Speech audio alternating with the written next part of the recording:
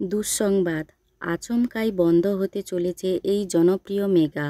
অবাক দর্শক, ফের আরও এক বাংলা ধারাবাহিকের বন্ধের খবর শোনা যাচ্ছে। এবার বন্ধ হতে চলেছে জি বাংলার জনপ্রিয় মেগা ধারাবাহিক অমর সঙ্গী।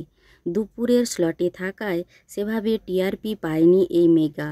তবে রাজ আর শ্রীর এই গল্প অল্প সময়ের মধ্যে দর্শকদের মন জয় করে নিয়েছিল।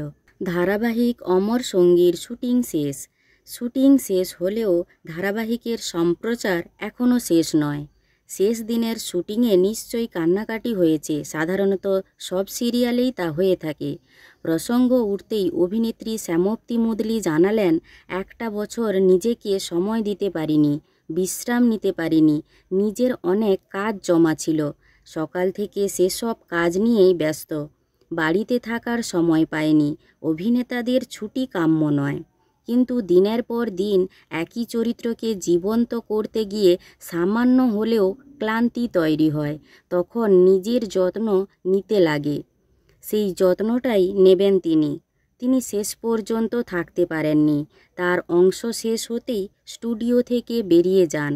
তবে মন খারাপ যে সকলের ছিল সেটা তিনি টের পেয়েছেন। পরের দিন সকাল থেকে তার বড় বেশি করেই মনে পড়ছিল অভিনেত্রী স্বাগতা মুখোপাধ্যায়ের কথা। এই ধারাবাহিক ঘিরে দর্শক মনে অনেক আশা ছিল। 1. জনপ্রিয় ছবির নামে নাম। 2. প্রযোজক প্রসেনজিৎ। মাত্র 9 মাসেই সেই যাত্রায় ইতি। দর্শকদের মতো হতাশ অভিনেত্রীও। ইদানিং অনেক ধারাবাহিকের আয়ু মাত্র 2 মাস। আমাদের ধারাবাহিক তবুও 9 মাস চলেছে। আমি এতেই খুশি। নিজেকে নিয়ে, নিজের কাজ নিয়ে বেশি আশা করেন না বলেই অপ্রাপ্তি তাকে ঘিরে ধরে না, দাবি তার। কিন্তু আগের ধারাবাহিক গুড্ডি তাকে যে জনপ্রিয়তা দিয়েছিল, এই ধারাবাহিক কি সেটা দিতে পারল?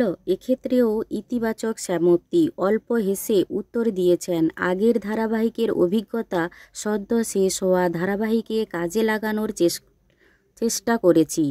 এই ধারাবাহিকের অভিজ্ঞতা আগামী কাজে ছড়িয়ে দেব। এই রাজ শুভশ্রী জুটি আপনাদের কেমন লাগতো অবশ্যই তা কমেন্টে জানাতে ভুলবেন না। ভিডিওটি ভালো লাগলে একটি লাইক করে পিউ14 পেজটি ফলো করুন।